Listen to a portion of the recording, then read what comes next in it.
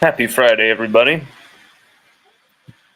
How's it going, everybody? Can you hear me well out there in Tigerland? Can you hear me? Can you hear me? On the cusp of a great weekend here. It's mid-March. It's almost March Madness. You can feel it in the air, that March Madness vibe. But spring camp, spring practice is about to return after a little spring break there. Things are very much into the flow of we'll just say spring practice, very much in the flow of things already after what was it, 4 practices to start off in March. And I mean, it's hard to really, as we said in another video earlier, it's hard to really say, oh, this is what, paint this team with a broad brush so early. It's quite hard to really kind of do that with this team. But what I'm seeing is something that's, I don't know about you, but just in the whole collective of what I've heard, what I've seen, what I feel based on all that, I feel like this is kind of like they know LSU has to go back to certain principles: aggression, intensity, players policing each other, having accountability with each other, being able to call one another out, where you've just seen some teams in the past for LSU where guys were just allowed to stay on the roster, stay on the starting 11, and continue to make one poor play, one just weak effort play after another. I'm not saying any certain names, just there were certain players who were like that the last few years. When you have two of your most historically poor defenses in 2020 and 2023 in such a short span of time, in the wake of a national championship run, 2003, 2007, 2011, you go to another one, but you lose, but you still have the best defense in college football, arguably, that season, and some of the best defensive players to play in some time: Tyrann Mathieu, Eric Reed, Morris Claiborne. The list goes on and on. And then in 2019, win another national championship. In the wake of that, you have some of the worst defenses in program history. So, however this defense will look, short on depth, short on some experience in places, what I'd love to see is there's two things: buy-in, the accountability part, of course, I guess now 3, and just some aggression, and you've seen it. Unlike the last few years, and we've touched on this before, does it not seem like they're tackling harder in practices to open up the 2024 practices? Does that not seem fully evident to you? I'm not sure if I'm the only one who's noticing that. I doubt it. It seems like they're absolutely laying the leather out a lot sooner than before, and there's no, hey, only tackle them halfway. That type of stuff. I knew that was gonna, backfire against us. It's not to say Coach Kelly, isn't one of the best college football coaches in the country. Of course he is. He is the winningest college football coach left in college football, actually, regardless of division, left in college football after the retirement of Nick Saban. So actually, you could argue that he is the best, even though he's not won a national championship. But that was something that he oversaw, though, kind of overlooked there. The half tackling type of stuff that we can be all safe tackling, half tackling type of drills and practicing, and then it will translate with an aggressive, all out, hell bent for leather defense on Saturday. It was never going to happen. And in 2022, you actually saw, because of some veteran leadership, some guys who are, in the NFL right now, B.J. Ojulari, Jay Ward, Micah Baskerville, some guys like that, and then some sprinkling of young talent, stuff like that. You saw a 2022 defense that at times were phenomenal and would turn the game for LSU with some plays. And then at the other times, you see us like allowing 50 points to Georgia, 40 plus points, and like 300 plus rushing yards to Texas A&M. What Shane did to that defense that day, my God! And it took a CFP chance away from us, And the Tennessee game, of course, parts of the Florida State game, even though they didn't allow too many points and stiffened up in the red zone really well. The questions about this team will all be on that defense, regardless of how good that staff is, because I feel like it'll be a hey, you have to prove it type of thing, and maybe it'll take a year or two with this defensive staff, because they just simply, maybe we'll find out halfway through the season we just don't have the guys yet. But I think that there's a difference in tone from this season to the other season. I think we do have the guys this season. Not only from the influx of some freshmen and some transfer talents, but just like there's a different tone and a vibe from the guys that we even had on the roster last year. Even guys that you may have thought, hey, that guy had a terrible season last year. I wouldn't mind if he transferred. Whoever it is. I think every one of them have a clean slate and a chance now with Blake Baker and his mindset, his mentality, and the way that LSU have been practicing and the way that they've been in the meeting rooms, that is exciting to the players. It's fresh. It's new. I don't think you'll see many guys leave outgoing in the transfer portal from the roster in spring. Maybe like one or two DBs, something like that. Maybe one or two receivers, something like that. But yeah, I don't really see too many guys leaving in the transfer portal. I see us getting more additions, graduate transfers, that type of thing. Those type of guys. But it's a very interesting team to me, because this is a potential, year 3.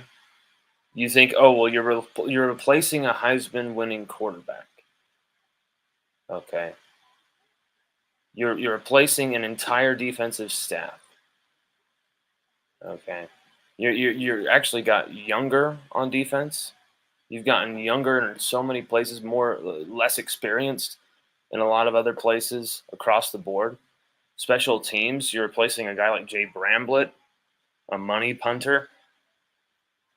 There's just across the board, there's some things like that. But at the same time, because of the way this team has been coached and the way this team is run right now, and the guys that Brian Kelly has hired and brought onto this staff in the last few months, he's given us a chance to compete for a national championship in that college football playoff tournament. I mean, how many teams is it now?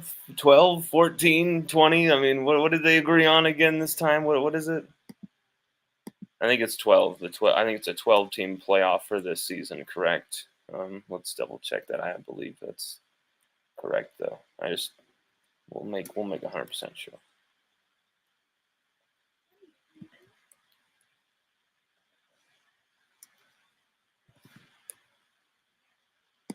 There we go.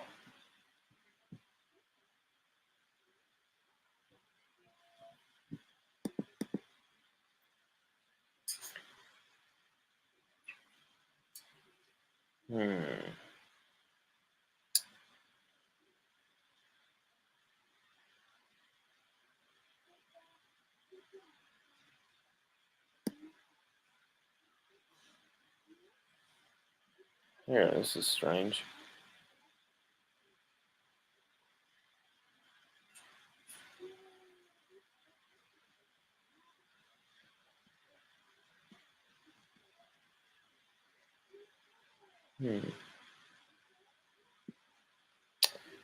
Okay. Yeah, okay, yeah. College football playoff. LSU were able to get in there this season. It would be complete failure, in my opinion. If LSU were not able to get into a 12-team playoff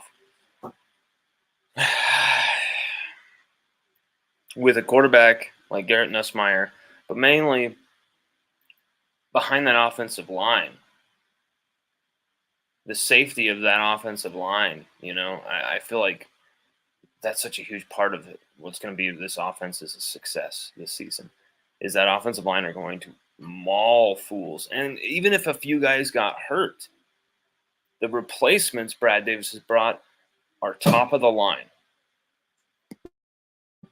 Just 1 second. We're going to go through some positives, some deep, some of the biggest questions about this team going into this season, and kind of what we think about things. And we need your feedback, because some of this we don't even know how to make sense of all of this. So just 1 second.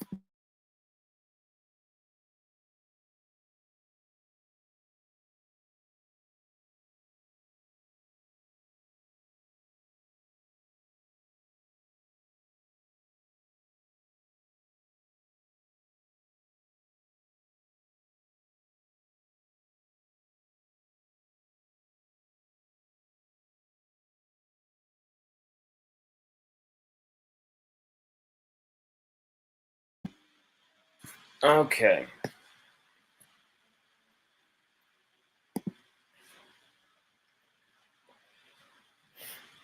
This is something I found very interesting right here. This LSU going around. You see that they've been going to some schools, reading books, spending some time with the kids for Read Across America. So I'm guessing that's some type of program, Read Across America, something like that. Got really good view there. C.J. Daniels, Garrett Nussmeier, Miles Frazier, Jeremiah Hughes, P.J. Woodland, Ricky Collins, Chris Hilton. That's Slade Roy, my man Slade Roy, Javian Toviano. That dude's got some dance moves. R.J. Willis, receiver. Garrett Nussmeier, of course. And you've noticed there doesn't have to really be a PR campaign around Garrett Nussmeier for him to succeed. There doesn't have to be like this. Hey, we got to make sure this guy knows we've got his back. We got to make sure this guy knows we believe in him. He's kind of like, okay, I've proven myself. I'm dialed in. We're good. And that there's a Joe Sloan, been around Nuss for 2 seasons, competing for that quarterback spot, and say whatever you want. Jaden Daniels had that spot, whatever. Still, he's there every day. He's there early in the film room with Jaden Daniels. He's throwing those receivers all hours of the day with Jaden Daniels. He's there every step of the way because he wants to be ready just in case. And he over his 18 appearances before that 19th appearance and first start in his LSU career, he was thrown into games at some really rough moments. And you can say he had some mixed results, but it's like, look at what he had to deal with and look at what he was able to produce. Some touchdown throws against Kentucky, including one to Malik Neighbors that was just outrageous. The back of the end zone. What he did, of course, in the SEC title game against Georgia. That was something I was there for in person. That game was epic because if LSU had just had their special teams, somewhat had their heads screwed on in that game, and just their defense had some type of plan, and if we stopped just running the ball right up the middle every time, predictably, the inside zone, which Georgia had just found out every time inside the red zone. If we had just stopped doing those things, we could have won that game, even with Jaden Daniels going down in the first half, because we were unstoppable against Georgia's DBs. We were torching those guys. They could not handle Malik. They could not handle Kayshon Boutte. And they cannot handle Dre Jenkins either. LSU instead let Georgia put up 50 and just whoop that ass all night long and just saved it for some worthless kind of gimme points. That's what it looks like. But really, I was there. Nuss was competing his ass off. And then you see him, that Arkansas game where he does that spin move away from pressure and throws that touchdown to Jack Besh at the end of the end zone. Brilliant. As a freshman, I might add. And then you saw him come alive as a starter against Wisconsin, 395. There's no more questions about Garrett Nussmeier. He is, you know, he's the starter, and that's that. It's just maybe it's good that we have got that extra guy there in AJ Swan. You know what I'm talking about? I think AJ Swan looks pretty damn good from all standpoints. Just what he's been able to produce in practices. He's able to hold his own against a real top talent in Ricky Collins in some of these spring throws, some of these spring drills. So I mean, that's about all you can expect from AJ Swan, is to really compete and really push and just keep everybody on the tips of their toes. And if need be, or if he becomes for some reason the guy or whatever, like AJ Swan is there to be quarterback at LSU. He's in the room for some reason, right? And I think there's a number of reasons why. He's got that SEC experience, and he's proven it. I mean, he's thrown some touchdowns. When you're able to throw some touchdowns and produce anything offensively that's of any positivity, when you have Vanderbilt surrounding you, what a joke that team was the last few seasons, like, then you're pretty damn good, because it was such a struggle to do anything positive for Vanderbilt. Such a in the shitter they were. But that's the main positive thing for me when I'm talking about LSU's offense is you've got Garrett Nussmeier, a guy who you just a superstar, a guy who you can rely on. But that wide receiver group is going to be talented and inspired, I think, from that 2023 offensive template. Just knowing it's possible here at LSU to have the best offense in America. 2019, that was no fluke. This is backed up by the undeniable, just undeniable fact. I know Ohio State wants to say something about it, but it doesn't really matter. They only have, a few Blitnikoffs. We know that they only have like 2. We've got 3. We should have had 4, basically, with Malik. We are wide receiver U. These guys have to feel hungry and locked in with the knowledge that they have a potential superstar. It's a quarterback throwing them the football. This dude went off for 395, 3 touchdowns with that 2023 group, with Brian Thomas Jr., with Malik in there for most of the game. We saw what he can do with top-tier talent. Now, like, if Garrett Nussmeier doesn't produce those numbers and it becomes like a game of fine margins, people aren't going to blame Nuss. They're going to be blaming the receivers. Like, hey, these guys are dropping passes. These guys are just not making the routes.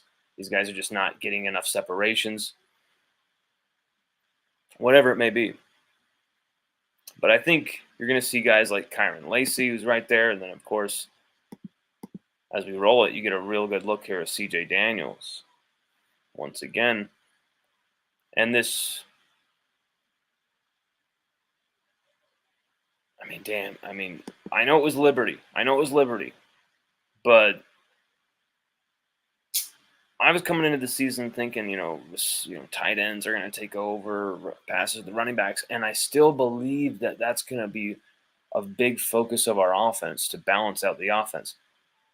But these receivers are really rising to that challenge, because I think they see that, hey, if you can do it at LSU, if you can be that top guy at LSU, you can become a first-round pick. You know, you can do a lot of things for your career if you can be that top guy at LSU. Because if you're able to be that top guy at LSU, you're beating out so many other top talents, and then you're playing and dominating in the SEC. You're putting up big-time numbers.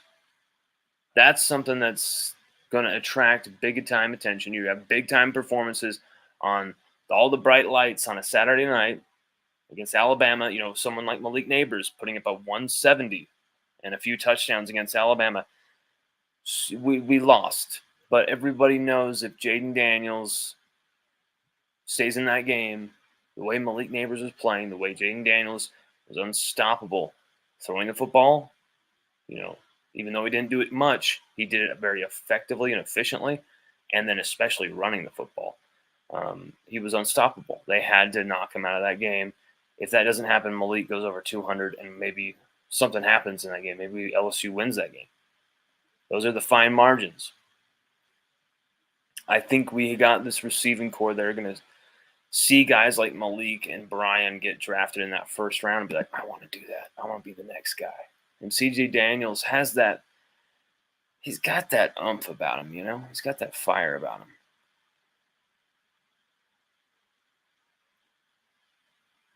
There's Xavion Thomas.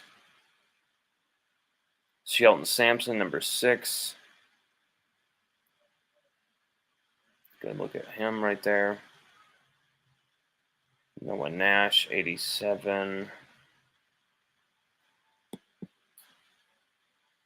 Aaron Anderson, number 1. Now, that's the thing, is it's a deep receiving core, once again. I mean, it's crazy. Isaiah Stone, number 80. Kaya Preen, 82, of course. And then you got these tight ends as well. You got Mac Markway, Mason Taylor, who was the guy who beat Alabama, you know, second in the team in receptions as a freshman. Didn't really get the ball too much last year, but when he did, he was effective. You got those two guys. You got Kamorion Pimpton, and you've got someone who coming in the summer, in the end of May, who might become a superbly Titanic type of threat. No, I shouldn't use the word Titanic because that thing sunk. This guy could be a juggernaut. Trades Green. This guy could be something special. I know he's going to be coming late May. He's only going to be able to do fall camp practices, summer workouts, and maybe they make him a project that first season. Maybe that's what they do. Maybe they've got some type of idea. But he's arriving on campus, in my opinion, with the body. He's already ready to roll, ready to rock and roll, and ready to light it up in the SEC. Trades Green and Garrett Nussmeier working together. You got Chris Hilton running routes, taking away the attention. You got Kyron Lacey, who's already probably got 6 catches, 80-something yards, taking away attention. You got CJ Daniels taking away attention. I mean, the amount of formations and just the creativity we can unleash with these guys, with these weapons on offense. I'm excited because it's all anchored by an offensive line that, I mean, let's be real. If it's not the best, it's like first, second, third, you know, it's in that top 3. If our offensive line is not the best in the country, it's at least in the top 3. And that's really what's going to set us free and allow us to do all of this. Allow us to really light up other teams, potentially compete for a college football playoff national championship for the second time in program history, and potentially put Garrett Nussmeier in the Heisman running, all those targets. There's some Chris Hilton, you know, a guy who probably is saying, hey, in his head, he's like, I want the Blitnikoff. How many people are going to predict him to get the Blitnikoff this year? Not many, but at LSU, you go off, you have that year, anything is possible. Chris Hilton Jr., he's arriving on that 3rd season. Or no, wait a minute. This will be Chris Hilton Jr.'s fourth year at LSU, maybe just the third year playing. He's had so many a couple game seasons where injuries took him out for that season. This last year though, had his first season where he played a full year. He got his health back under him, get back into what is called football shape, where you really have to get into that shape of getting your ass kicked, get into that shape of being purely exhausted, but still being able to know you can reach that level again on that next play. You can reach deeper and go even higher. I'm gonna run even faster on this next play. You can still reach into that reserve. Injuries and the rehab, that takes a ton out of you. These are kids. These guys aren't Kobe Bryant and have that psychopathic drive just yet.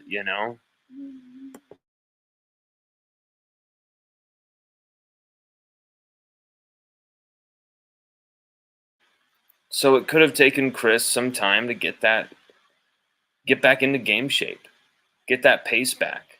And from what I've seen, I think Chris Hilton Jr. is very serious about dominating this season and being that number one or number two guy, like he's pushing for it.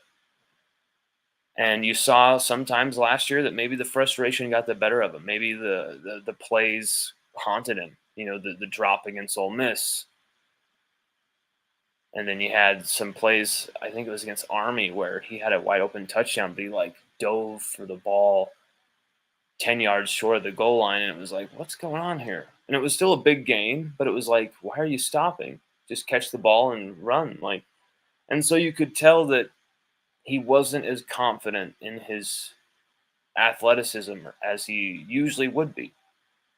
So maybe, this is just my guess, I would love to talk to Chris about this to get to know what his view on this is, but from what I'm seeing, it seems like it's maybe just taking him a season to kind of get back into that football shape. And now, starting fresh this year, winter workouts, he's gone through it, not only no injuries, but he looks thicker in the upper body than he ever has before.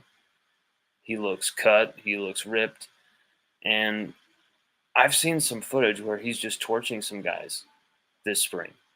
So and he's outlasting some people. He's playing a lot of reps. He's getting a lot of snaps. Cortez Hankton is giving him a ton of opportunities to be that guy. So I love.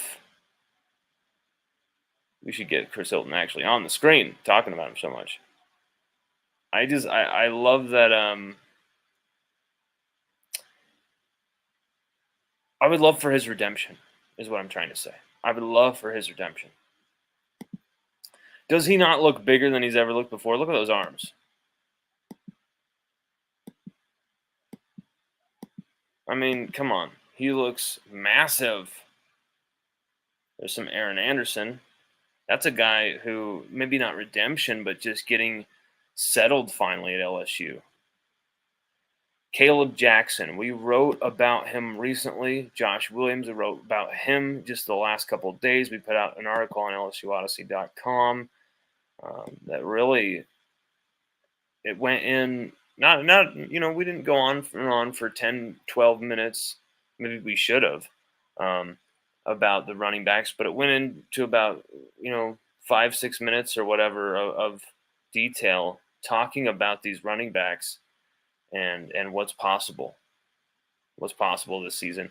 And if, are we too short on options to rely and commit to the running game for an entire season? I mean, this might be a 17-game season. It might be a 17-game season, a 12-game regular season, SEC championship game, potentially. We could actually still qualify for this playoff thing without competing in the SEC title game. Well, just one second, I'm getting some call. Something from Wyoming. Who knows what that's for? If If they know me well enough and they're serious enough, they'll text me.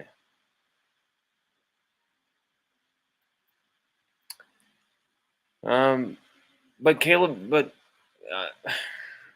I love the options we've got. I love Josh Williams. I love Caleb Jackson. I love that 1-2 punch. I think that's the type of punch you should have.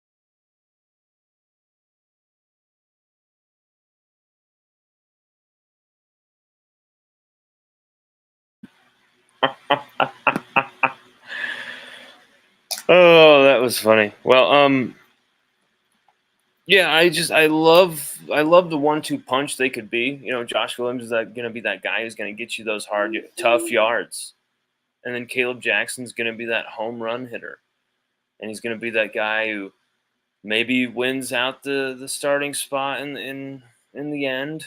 But I feel like Josh Williams still might be that starter guy. Week 1 against USC, sure, but Caleb Jackson, Josh Williams together, a battering ram, a guy that has maybe some more finesse than Caleb. Um, that's a great duo right there. Hopefully, you pray that Trey Holly will be able to get his name cleared in his attempted double murder case, um, where he said, he's basically a victim of mistaken identity, which he has said publicly.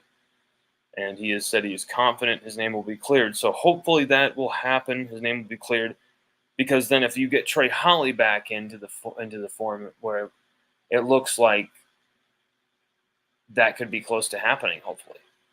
That's kind of the stuff I'm hearing, is that Trey Holly could be cleared up here, and maybe it was a rush to judgment by Union Parish Police Department. We are looking into that, and so we will reserve judgment, and we will not make any allegations against anybody for what has gone on. But we really are hoping Trey Holly will be back with the team and be cleared and innocent of those charges. And if you get Holly back in there, you got Williams, you got Caleb Jackson. We've seen what he can do last year. We saw what he can do. It was frightening. We saw what he can do as a return man, and we saw what he can do catching the football out of the backfield as well. Electrifying football plays against Auburn. Um, he had some sickening plays where he's spinning people into the ground. Um, he should have played more, in my opinion. But still, you got Caleb Jackson, then you got Trey Holly, where 110 yards, 11 carries, and scored a 67-yard touchdown. 70-yard touchdown, 75-yard touchdown. Just outrageous speed and kind of a low to the ground, aggressive, violent runner type of guy, but more finesse too. But such a finisher. Led LHSAA in touchdowns and yards, total yards records, both set, or sorry, rushing yards, I believe it was the rushing yards record, and then the total rushing touchdowns or or was it total touchdowns? Either way, Trey Holly set all these top Louisiana high school records, and just hopefully we can get him back in the fold. And then you've got these 4 walk-on backs who, Frank Wilson, he's got an eye for talent, so he's brought in these guys for a reason. And I don't think it's just get any person, just get anybody. But they're wearing purple and gold now. They're practicing against the other guys in purple and gold. Their play will elevate. And so you're going to have a running back room that you've got to keep Williams and Jackson healthy is what I'm trying to say. We don't know if Holly's going to be back yet. I like that we've talked about him and said, he's still a Tiger, but wow, he's got some major legal stuff hanging over him. And so 2 guys that we know will be there, will be on this team playing against USC, Caleb Jackson, Josh Williams. You have to keep those 2 guys healthy or we're screwed in the running game. Garrett Nussmeier is not a running quarterback. Last year, we had 1,000 rushing yards from Jaden Daniels at quarterback, 110 games from it. You're going to have to get a few guys over 1,000 yards, basically. That's just what it takes to win. You look at all the teams who have won conference championships, were the best top 10 teams every season in college football. Guaranteed, you look at their stats, they're going to have a quarterback that looks pretty good stat-wise. They're going to have receivers who've got around 1,000 yards, most likely, most of them over. And you're going to have definitely 1,000-yard rusher. And you're going to have double-digit touchdowns for some of those guys. And so you're going to have that recipe for those top 10 teams. LSU this season have to find out who those guys are going to be. Who's going to be those guys? I think Caleb Jackson is going to be one of those 1,000-yard guys. I think he's going to be, if he gets the opportunities, an 1,000-yard rusher. What do you guys think?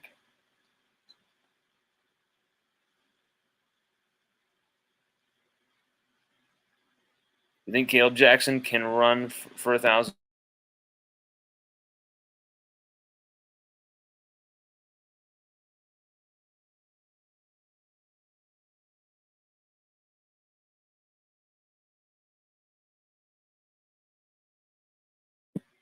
This footage is from the Verdon verdict. Credit him, the Verdon verdict.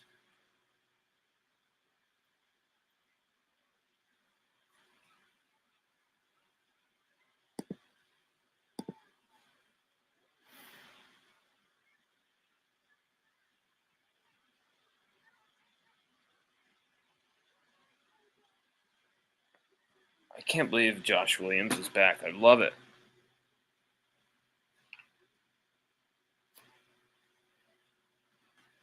You're going to see a lot of stuff you haven't seen in offense for a while. You're going to see a lot of under center. You're going to see a lot of counter tray. You're going to see a lot of ISO. See a lot of stuff that, maybe 2019 could run that, but they didn't run it under center.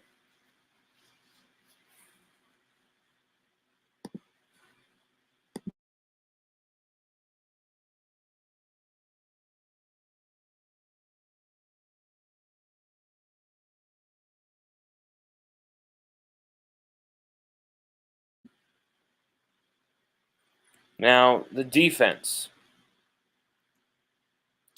Okay, the positives are for sure this linebacking core. I mean, that's just number one. I mean, it's just obvious. Number one.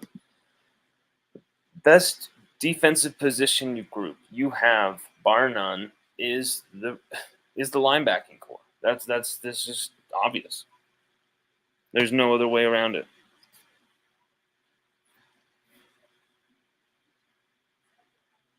Got the Weeks brothers right there, and behind Perkins and Penn. You almost got the pecking order right there. Really.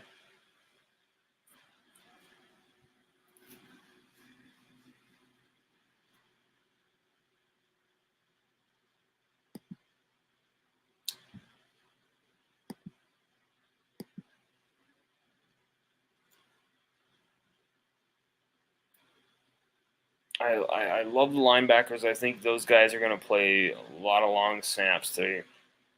I think they're going to do a lot more than what you're thinking with Perkins from the inside. I think it's going to be a lot better than LSU fans realize. I think we're going to be blitzing him, letting him attack the backfield from the inside more than people are realizing. And yeah, you're going to say, oh, he's going to push around. Well, not if our guys are pushing around the protection up front and making those holes for him. But if you're just trying to, oh, we're just going to blitz him off the edge every time, he's going to get stopped in games. You have a chance now where I think maybe they can tell the media one thing and then completely do another thing when it comes to game day. Play him inside, but he's not really inside. He's just kind of going wherever the play is. And then you have a safety who's kind of that star who fills that spot and lets Harold play more or less a free, positionless role. And I think you got to have Whit Weeks on the field with his speed and athleticism to make that happen. Greg Penn the third as well for his tackling ability. So I love the linebacker. I think the linebackers are the best position on the team, defense wise. You got Devon Keys, Tylen Singleton, these freshmen, and another freshman who's not been there, Xavier Debo Atkins, a man who had 230 tackles one season in Louisiana at Jonesboro. 230 something tackles. It is crazy. And then he went over to Texas and dominated there. So the linebackers, to me, it's the best, most talent-rich group on the defense. But some of your exquisite talent at defensive end and edge on the D-line are now being developed by Bo Davis, the best in the business. Kevin Peoples, a guy who's a Broyles Award finalist. Semifinals. So I think you've really got to be excited by the defensive ends and edge rushers. You see guys like that right there. Savion Jones, 35. Parashand. Guys who could even be moving inside to defensive tackle of a 3-4, you know what I'm saying? So, there's so many multiple things we can do with this defense. There's Prince Malbrew, 52. And I think 44, Christian Braithwaite, 33, West Weeks. Of course, number 4, Harold Perkins. There's so much we can do with this defense, I think, when you actually think outside the box. You get these guys to actually finally tackle as a team well for once. We're not playing 10 yards off the ball in coverage. Now you can actually give yourself a fighting chance. I mean, from there, you're going to be successful, right? God. Parashon, Braden Swinson, number 13.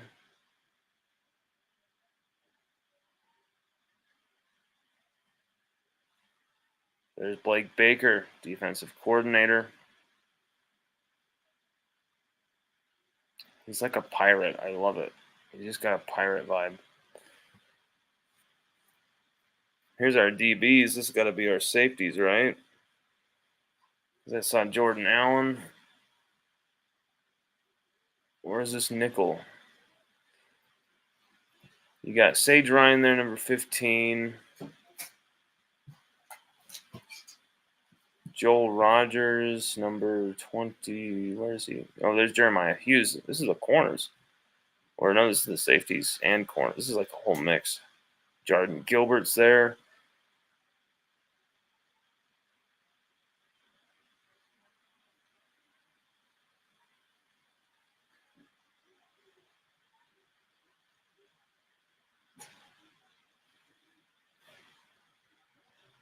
Sean Womack, Jackson Howard.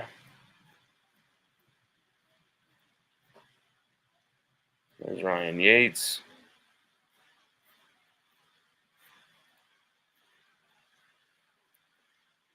Injured Zy Alexander should be good for summer workouts.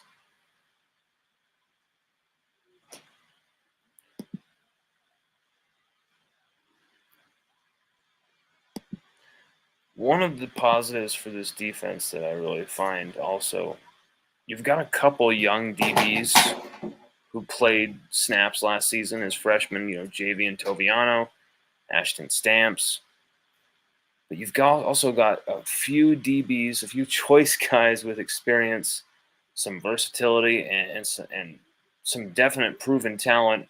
Guys like Sage Ryan, who's playing a lot of nickel, could play safety, also played a lot of corner last year. Really could play 3 different places. Hopefully they just lock him down somewhere, though. I think he'd be more effective that way. Jordan Gilbert, transfer, coming back home to the state of Louisiana, his place of birth, and he's looking damn good. He looks like a starter to me at safety. Zy Alexander, starter last year at 7 pass breakups, 2 interceptions until injury. Major Burns, if utilized correctly, closer to the line of scrimmage, could be potentially a great player. We'll see. Jair Brown and J.K. Johnson, 2 transfer corners from Ohio State, could steal starting spots as well. We'll see what Corey Raymond thinks. You've seen a lot of rising leadership from guys like Sage Ryan, someone who's wanted to take more of that mantle this next season. You've seen the strength of this staff with Davis, Baker, Raymond, Peoples, Olsen. Say what you want about Jake Olsen being the weak link and the guy with no experience on this defensive staff. I think he has some damn good talent, and I've only heard just some rave reviews. And sure, it's new in the process, and usually you only do hear good things. I mean, all we heard was great things about Matt House, right?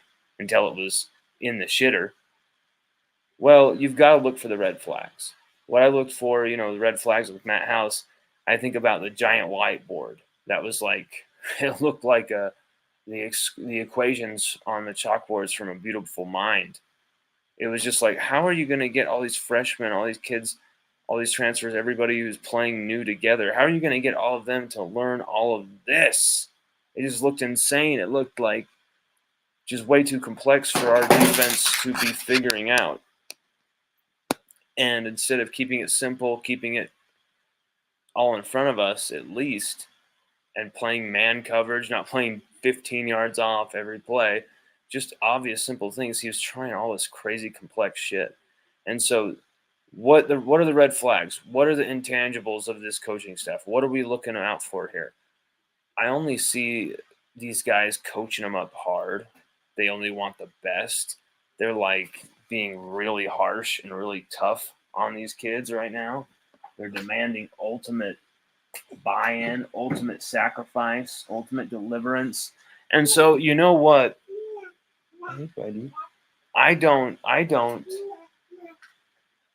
see anything here that's like reminding me of the staffs that have failed at LSU in the past. I don't see anything that's reminding me of that. Let's get this open for you, see?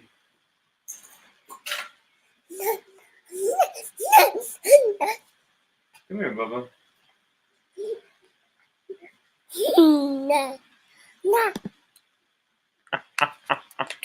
Oh, God, you're squirting this thing everywhere, dude. No. No. Here, I'm going to go get your lid. So, I mean, there's some possibilities here for this defense. I'm not going to say this defense is going to be top 10. This defense is going to be unstoppable, But this defense could win us games. This defense could keep us in games. This defense could make plays. This defense could make the difference. And you know what? At LSU, every year, the defense damn well should. Right? That's what LSU is about, is the defense kicking ass and taking names. That's what it's about, is the defense contributing in ways that making plays, making interceptions, scoring touchdowns, doing things that other teams wish they had players that could do that. Like you wish you had a Tyrann Mathieu. You wish you had a Patrick Peterson. You wish you had a Jamal Adams. You know what I'm saying? Like, you wish you had a LaRon Landry. We had those dudes.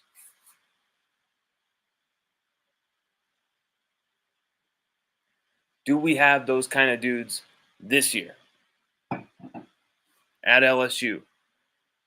You don't need Hall of Famers to win a national championship. And I think this is a type of team that isn't so. I think this is a type of team that's going to be a slow burner. We might win some games in some ugly ways at the start of this season. We might take a little while to really get our feet under ourselves. It might take until that Ole Miss game where we really go, holy shit, we got to have our A game here, and we got to really get everything figured out and play a complete game finally here and deliver full 4 quarters of kick-ass football. It might take until that game because Ole Miss will be undefeated. I'm guaranteeing that when we play them. Looking at their schedule, just go look at their schedule. Once again, they just pack it. They want those top 10 rankings because they know they're going to lose some of these games later on. But it's a smart move because it keeps Ole Miss in the big-time bowl conversation. And so you can't blame them for doing it. They figured out a formula to make their schedules, packing them early with a bunch of gimme cupcake games, Furman, stuff like that. Well, going into that game, we got to have our A game. So I think we're gonna have some games where we maybe win a few slugfests. Maybe we have to have our defense win us a game there. So maybe we're gonna have to win by a field goal or two. A couple clutch field goals to like seal this game by Damian Ramos.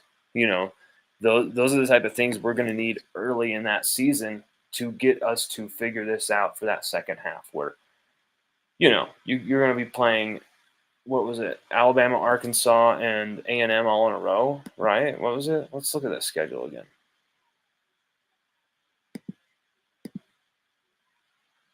It was something at the end of October that was like, whoa, are you kidding me? Let's get this right.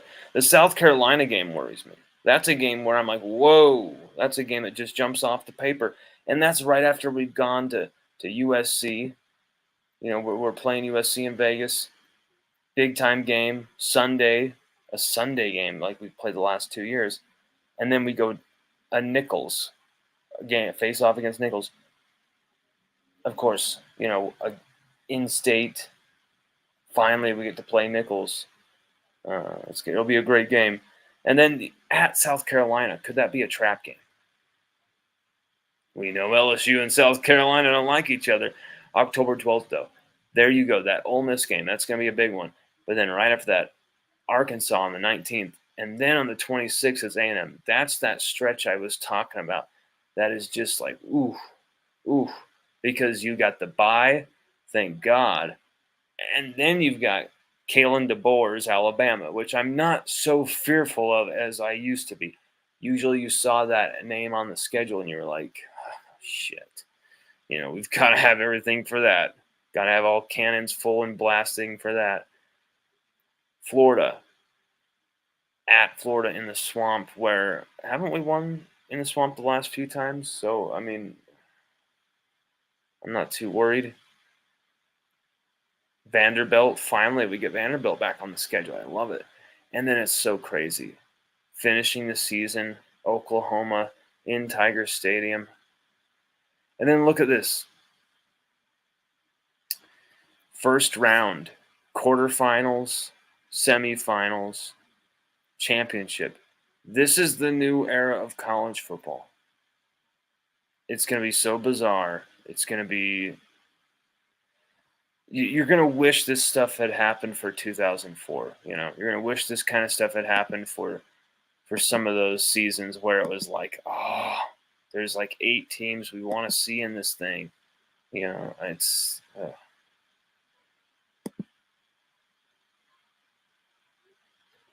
major burns. If used right and moved close to the line of scrimmage, I think he could be quite the player. You saw it for some snaps against Wisconsin where I think he had 2.5 tackles for loss in that game, something like that. One of his best games. You can't have him caught out in coverage. Here's those linebackers again. Blake Baker drilling him.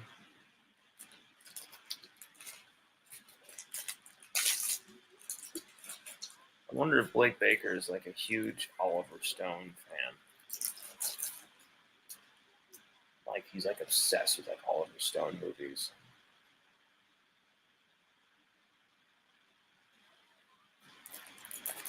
Has like a huge thing for like Tom Berenger and stuff.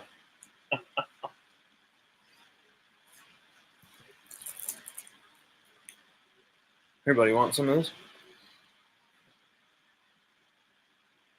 Here you go.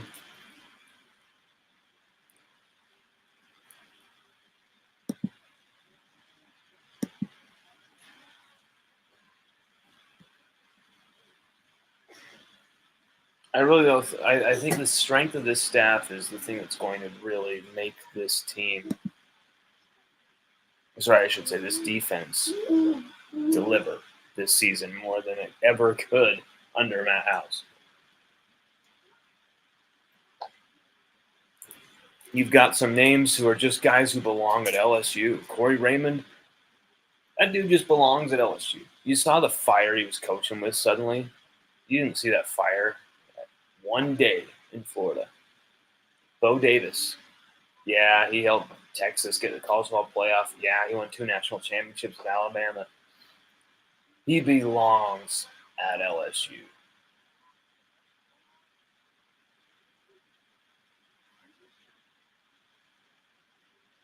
We know that for a fact, man.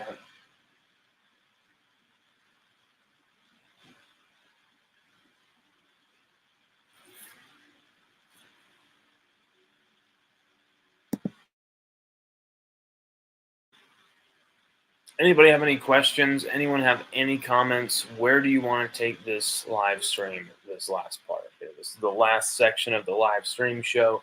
We're going to be going live tomorrow as well, live on Sunday as well. So special surprise guests, potentially. You will find out very soon. But really, questions, comments, the floor is yours. I mean, it really always is. I don't know why. I can see how many people are watching, and don't have so much reverence. Ask your questions. Post your comments.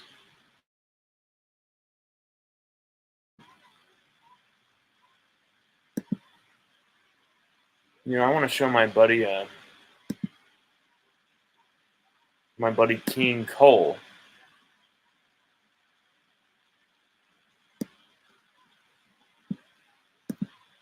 Wrote this about one of our recent videos. It was a video we did about, has the defense already bought in? They're excited about Blake Baker. They're excited about Corey Raymond. Guys on the defensive line love Bo Davis. They see what these guys have done with like the NFL draft. They've seen what these guys have been able to do as like relationship guys, and how they're easier to play for than a guy like Matt House. King Cole Adams, our buddy King Cole Adams. Let's zoom in here at this thing. Zoom in, damn it. He says, our defensive players are starving for coaching that won't put them in embarrassing situations. Baker and company will have the top 25 defense by the end of the season. We have talented players that want to clear their names from last year. We will see a motivated attacking unit. Good show. Give us more veteran player interviews. We hope we can deliver those interviews soon. We had something like 13 different LSU Tigers, some of whom are still on this roster, who we interviewed last year. It was some great shows, and we've had still some parents, still working on a few very interesting interview possibilities here. So do not worry about that. One of them is something that could be the biggest interview in LSU Odyssey history, as far as just I shouldn't say more. I shouldn't say anything more. But I'll just say this: if you want kind of the same old, if you want stuff that's not going to be cutting edge, it's not going to be. Maybe it's going to make you think. Maybe it's going to be some controversy. Maybe it's going to be a name or a person. You're like, oh, this makes me uncomfortable. We're going to cross that type of threshold. And some of the guests we're hoping to have on the show in the next little bit here, outside of the team, and we're not talking about anyone on the team. We're talking about people not on the team. There's a few people that it might be a little intense, but I think they're going to be grade A shows if we can finally get these people who all have agreed, but it's very elusive to get a time and a day to finally make this stuff happen. As far as the team, they're on a spring break. They've been doing the spring practices, and so it's just kind of figuring out that, and we'll see where we can go with that.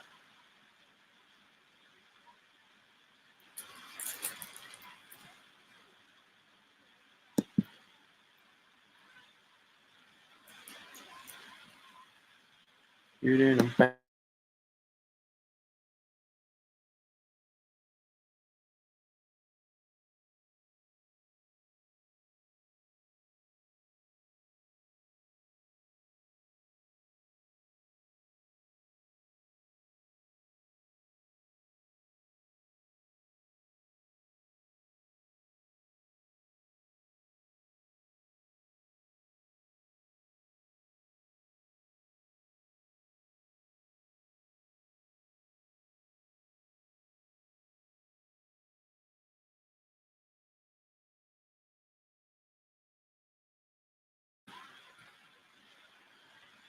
Anyone with any comments? Anyone with any questions?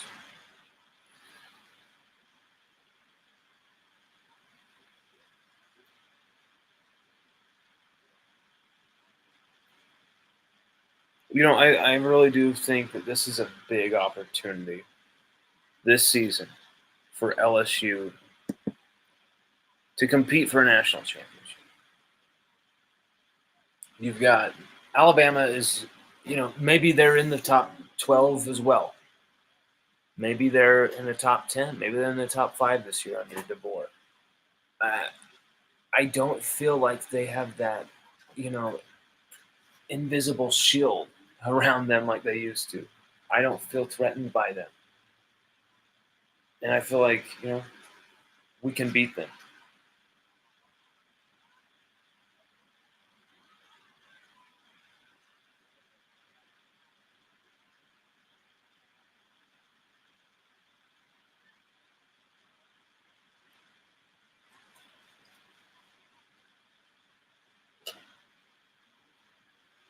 So that is a very important message. Wow.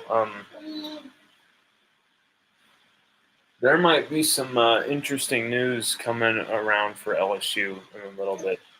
I'm glad it's not too dramatic, but it's annoying.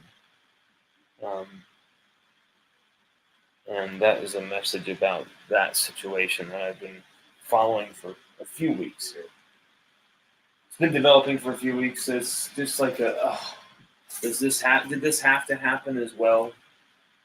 The Trey Holly situation is sad enough, but I mean, this is another one where it's like going to be slap on the wrist type stuff. It's going to be kind of cheeky and kind of people might laugh more than be like horrified by this situation when the news comes out about it.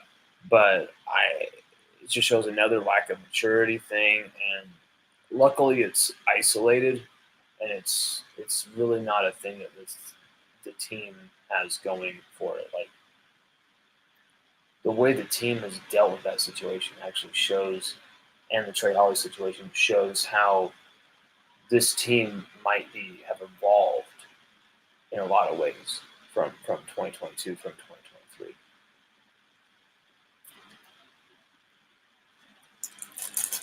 It's so weird for me to say that this team can be better than 2023, though, because as gas as our defense was, we won 10 games. We had a Heisman-winning quarterback. We had an offense that was a juggernaut.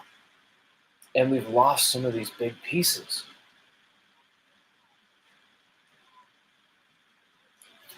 A guy like Charles Turner, We've lost 4 different running backs. Logan Diggs, our leading rusher from last year. Armani Goodwin, a hugely talented piece.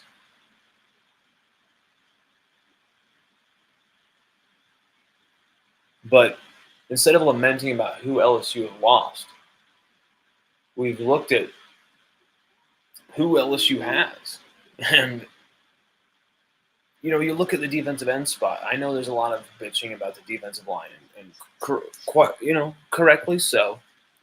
But you've got to love what we have at defensive end and edge rusher. You've got to love it. Braden Swinson, Savion Jones, who, might be kicked inside, but still, we can count him as a defensive end.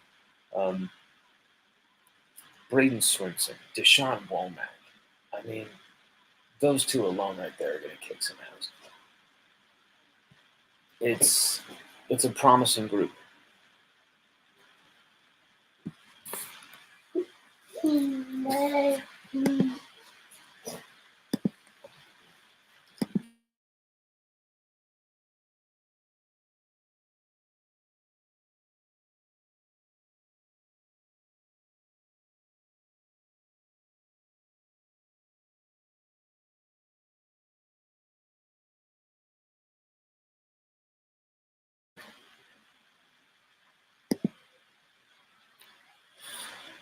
We also wanted to talk some college. I mean, it's not some college. Some NFLSU, some NFL draft stuff.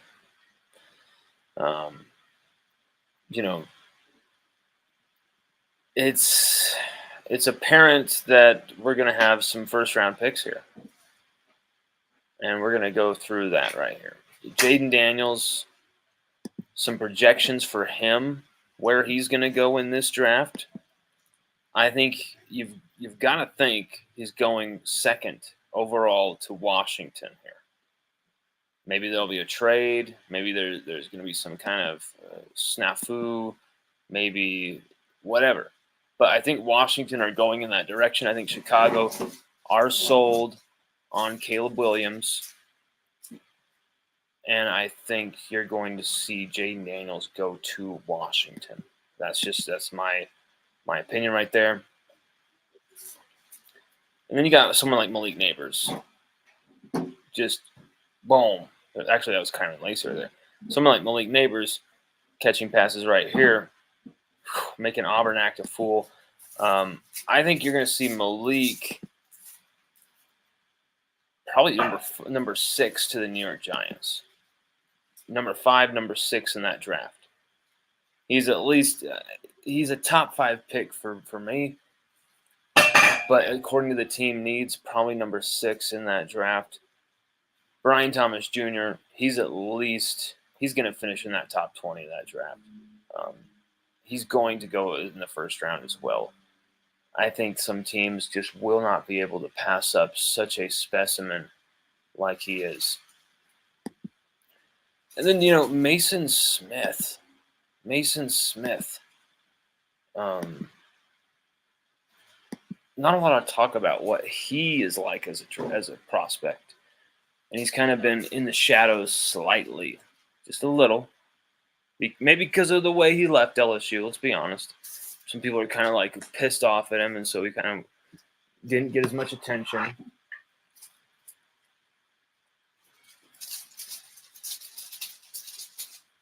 But I like Mason Smith as a prospect here. I think he's going to go in the top 3 rounds somewhere.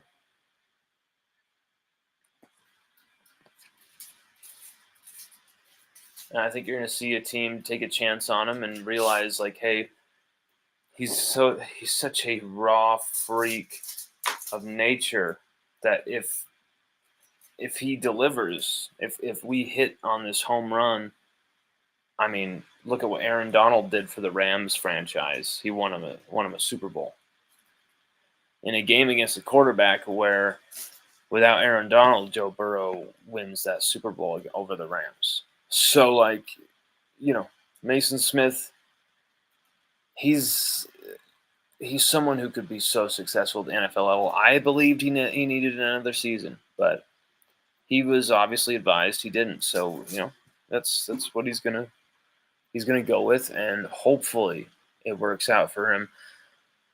Hopefully he's drafted as high as possible. Hopefully he goes to the right type of a franchise with the right type of defensive line coach, and he just goes crazy and he produces all of the plays that we wished we had seen at LSU, and some of the ones that we did see at LSU. Mekhi Wingo, you gotta say he goes no lower than the second round. He goes no lower than the second round. Mekhi Wingo. It would be shocking for me if he did, because I just think he's such a talent.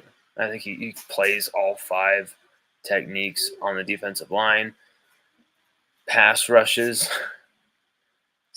clogs, stuffs, defends the run, sacks the quarterback. I mean, gets TFLs, bats the ball, forces turnovers. He does everything a defensive lineman could possibly do. I mean, he had a pick 6 as a freshman at Mizzou.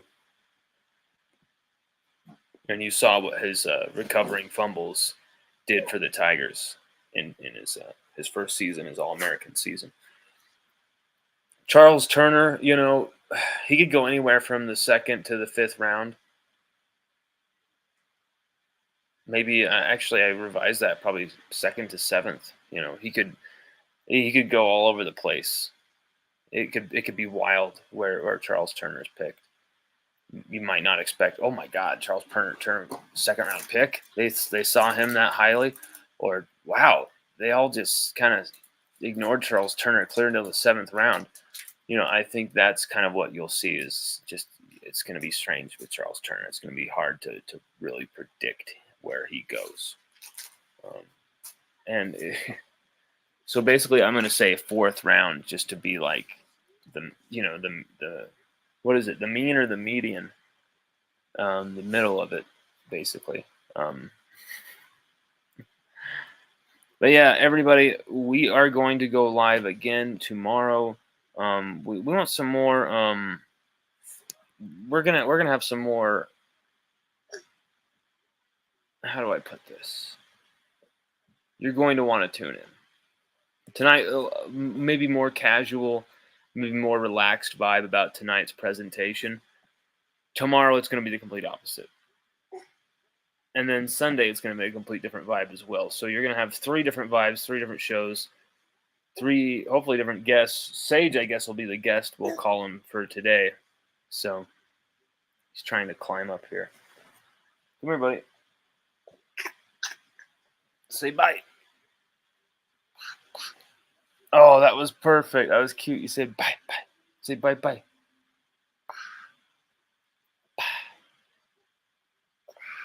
Say bye, bye. Can you wave bye, bye?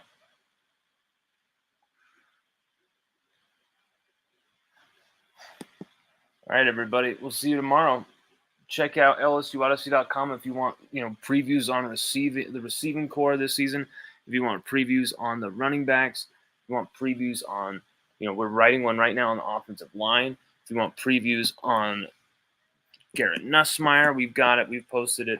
If you want previews on, what else we did? The linebackers, we did it. We posted it just barely, just recently this last week. What else did we cover? Oh, the DBs as well. About Corey Raymond, we covered the D-line as well. We've covered almost every position group, I think, except for the offensive line, and we're writing that right now. And so definitely check that out if you want high-quality previews, some things that kind of get you thinking, some things that maybe it's not going to go in depth with every single player on the roster. That's not the point of this, right this second, when things are so new. And by the time fall comes around, maybe 20, 30 of the guys we discuss in huge detail are gone. So let's let some smoke settle, some dust settle, and tune in tomorrow. It's going to be an interesting show. That's all I'll say. Take it easy, everybody. Have a happy Friday night. Go Tigers.